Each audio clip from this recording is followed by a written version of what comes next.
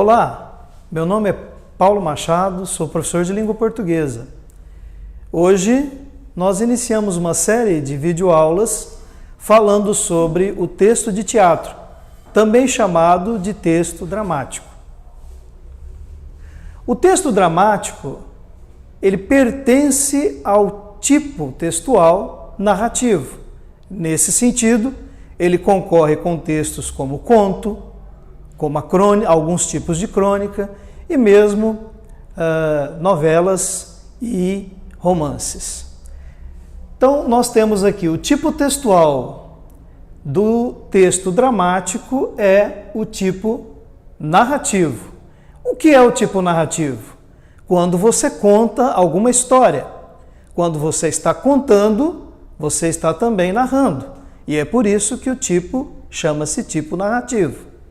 Dentro do tipo narrativo, nós temos então o gênero texto teatral ou texto dramático. O texto dramático, ele é muito utilizado em outras linguagens mais contemporâneas, como por exemplo, nas novelas, como por exemplo, nas séries, como por exemplo, nos filmes. Ou seja, antes do filme acontecer, ser filmado, antes da novela ser filmada, antes de uma série ser filmada, ela precisa ser produzida enquanto texto. Esse texto, é o gênero textual chamado de gênero dramático ou texto de teatro. Nós vamos agora conhecer um pequeno texto teatral escrito pelo humorista Jô Soares, um texto inclusive classificado como uma esquete. O que é uma esquete? É um pequeno texto teatral, normalmente feito para ser encenado em circo, em programas humorísticos. E o tamanho dele é bastante pequeno, mas ele tem características de texto de teatro ou texto dramático. E aqui ao lado nós temos um botequim, para que a gente situe que ambiente é esse. Né? O botequim nada mais é do que um bar onde se serve também comida. Então, o texto No Botequim, do escritor e humorista Jô Soares. Vocês percebam que no texto de teatro nós temos as falas dos personagens identificadas pelo nome deles. Então, aqui no caso, nós temos o freguês e o garçom. E o texto é assim: garçom, por favor, eu queria um café com leite e uma rosquinha.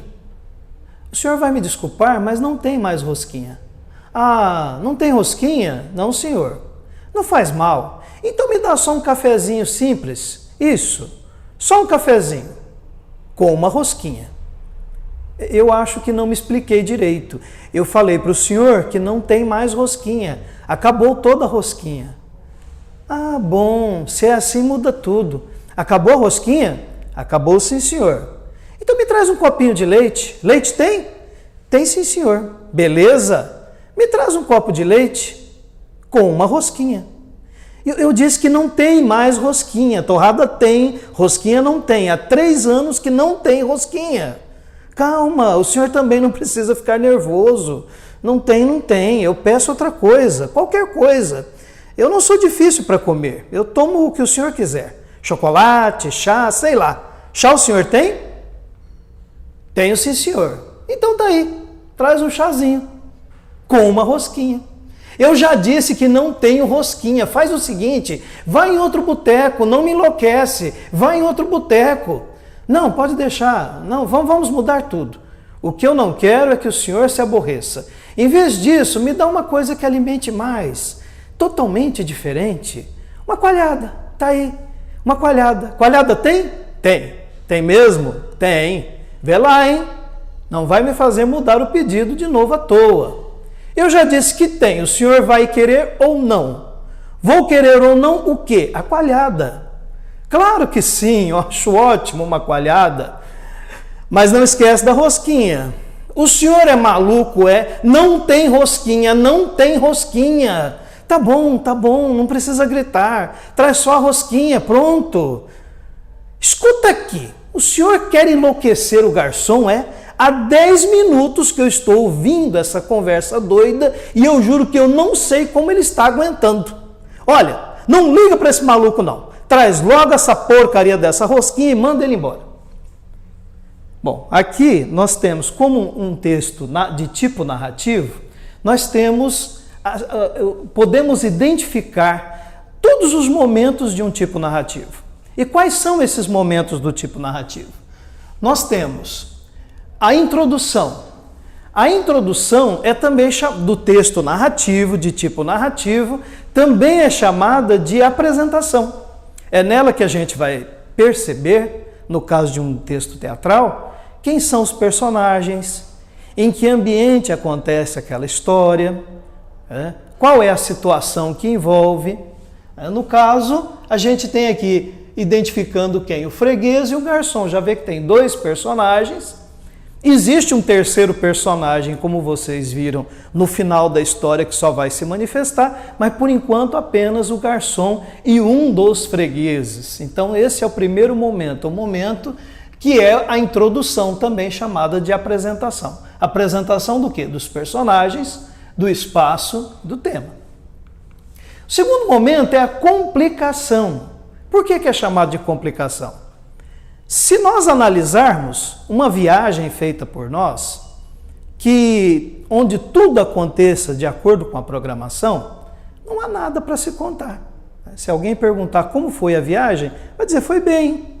Agora, se existe alguma outra situação que fugiu da programação, por exemplo, o pneu que furou o carro, que estragou o carro, que quebrou, que teve que trazer um outro carro, que teve que pedir ajuda, então é a partir daí que se desenrola, é a partir daí que se desenvolve a narrativa. Por isso, então, o segundo momento vai ser a complicação. Terceiro momento.